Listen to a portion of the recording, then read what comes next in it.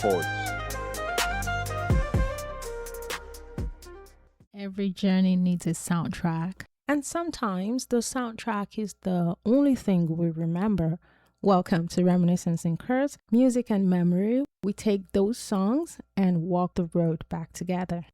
Bello told me once about his boarding school back in high school. As he described it, the school was enormous, not just large by ordinary standards, but so vast that part of it felt like their own world. It sat far outside town, surrounded by open land. There were even forests within school grounds.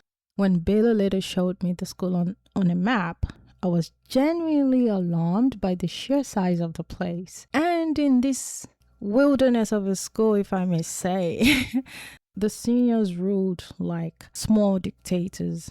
Just like most boarding schools, if you've ever attended a boarding school, especially in Nigeria and one in a rural area, you will know that seniority often came with privileges. Now, their favorite sport was intimidating juniors, sending them on errands that made no sense, and acting like the school was built for their own personal comfort.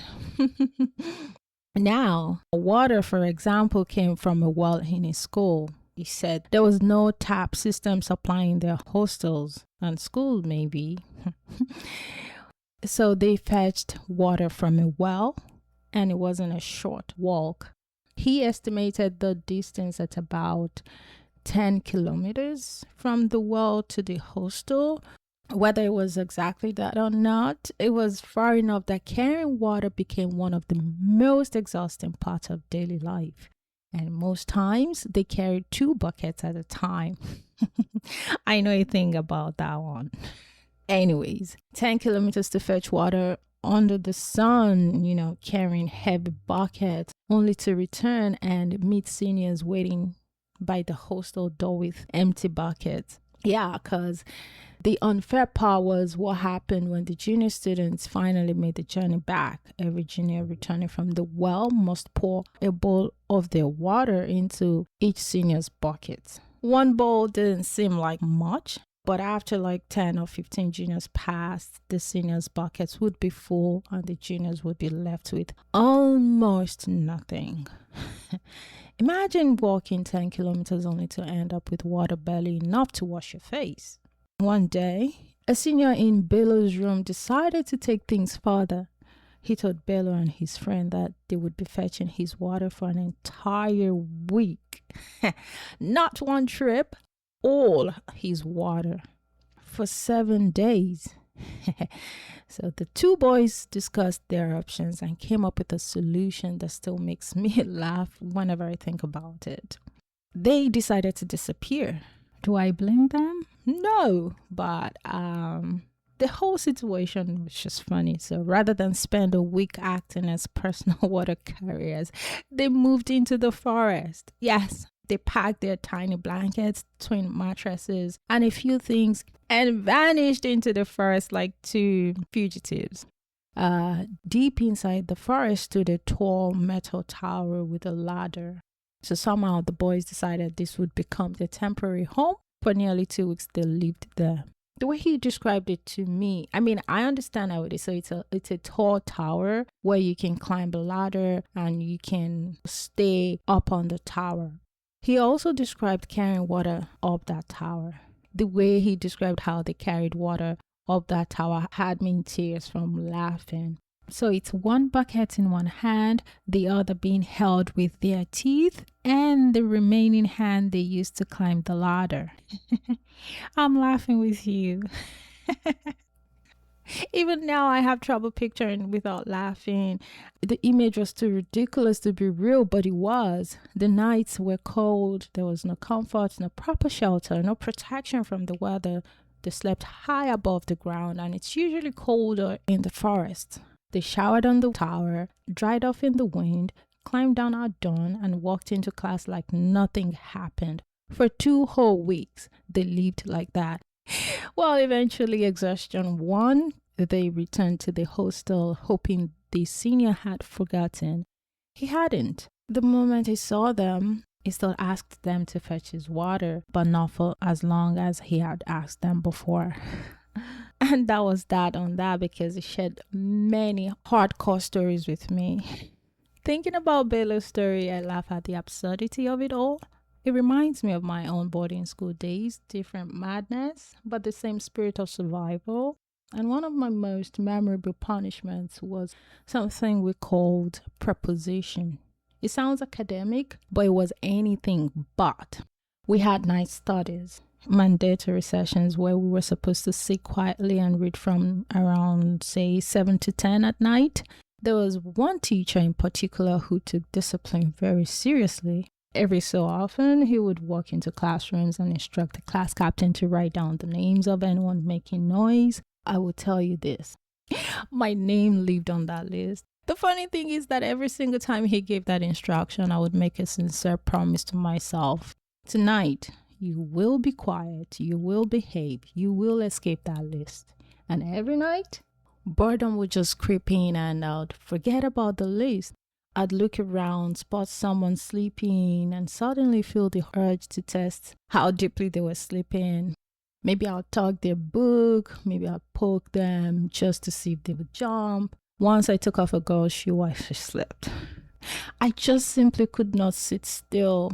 Then near the end of study time, the teacher would return for the list. I'd sit there convincing myself that I had been fairly well behaved, and maybe this time I'd escaped. Then I would hear my name and outside, not again. The punishment was always the same. Get a new notebook and write a preposition. It sounds simple, right? No, it's not. The process varied. But one of the most dreaded versions involved writing with 4 pens. Blue, red, green, and black, I think. We would be ordered to write a sentence repeatedly. For example, I will never make noise again during night classes, across every line of the notebook. So, one sentence per line, switching pen colors exactly as instructed. The entire book was due the next day. It was usually due the next day, which made us stay up all night writing, panicking, angry, exhausted, because the crazy instruction is to finish the whole notebook by the next morning. Of course, we never finished the book. We barely made it halfway. But the stress, the lack of sleep, the struggle to stay awake in class the next day was the real punishment. Then, one day, we discovered something. The teacher was tearing out the pages that we'd written in and giving the notebooks to his daughter.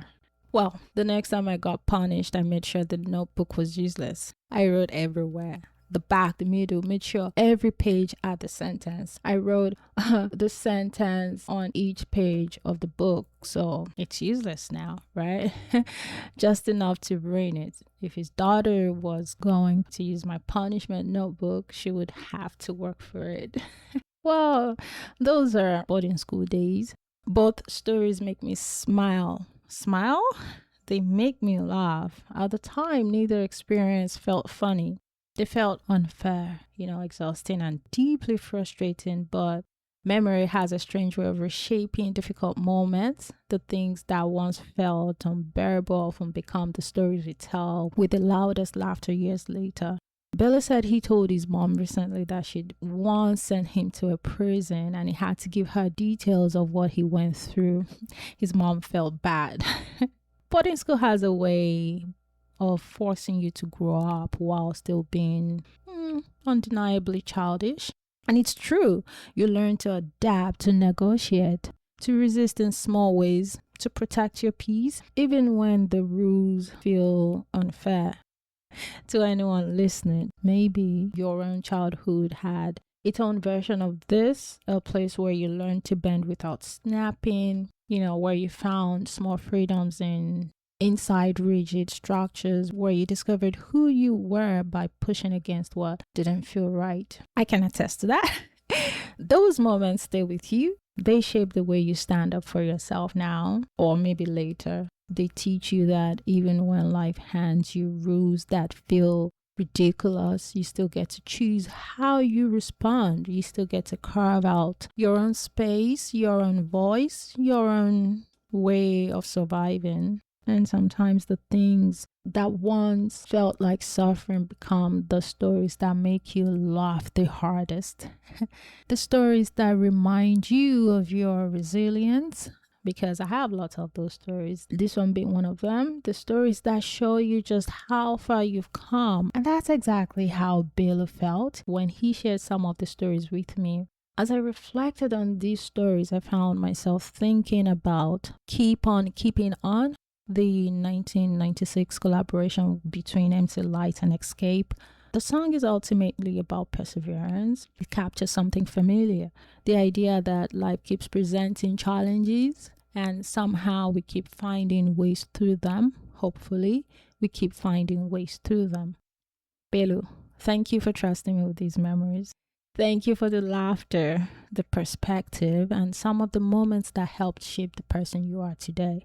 And thank you to everyone who tuned in today. Until next time, may you find gratitude in the journey and a smile in the memories that once tested you. Thanks for rewinding with us. If a song unlocked something in you, follow the show, pass it along. And if you've got a moment worth remembering, share it at reminchords@gmail.com. The next memory we play just might be yours.